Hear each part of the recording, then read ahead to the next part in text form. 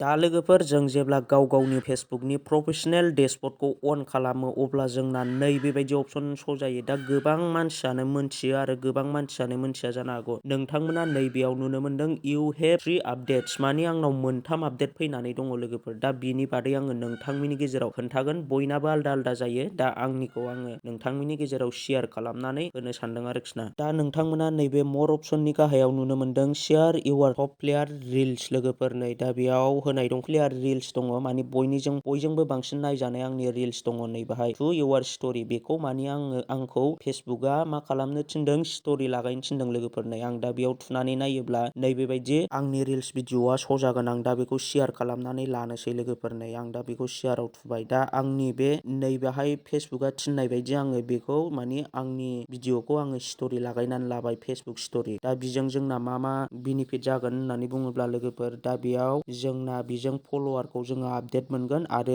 Rich बारायबावगोन होननानै बुंदों बेयाव फेसबुकआ। दा बेनिखायनो आङो बेखौ स्ट'रि लागायनानै लाबाय। बिनि उनाव नैबे दा 2 नाम्बाराव दङ ट्राइ पस्टिं मर रिल्स दिस उइक लोगोफोर। नै बेयाव होनाय दङ।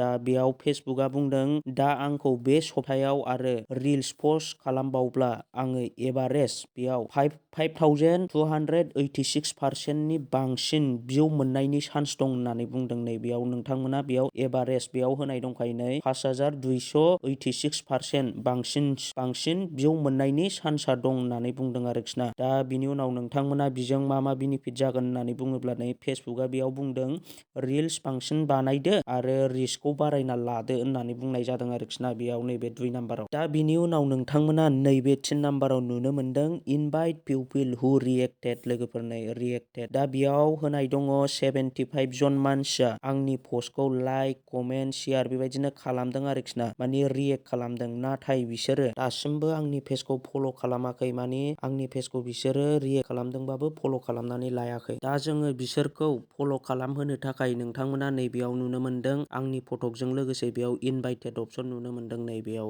इनभाइटेड अपसन थुनाय लोगो लोगो माने बैसिनिसिम जाय मानसिया जोंनाव कमेन्ट खालामदोंमोन लाइक खालामदोंमोन खिन्थु फल' खालामाखै बिसिनाव माने इनभाइट थाहैबाय आरोखि ना लोगोफोर। दा जोंना बिजों मा जागोन जोंना फल'वार बारायगोन ओमफ्राय रिच मोनगोन आरोखि जोङो। दा नोंथांमोनखौ बा जोंखौ फेसबुकआ बेबायदिनो साजेस्ट खालामलांबाय थायो आरोखि ना। दा बयनाबो आलदा आलदा फैयो।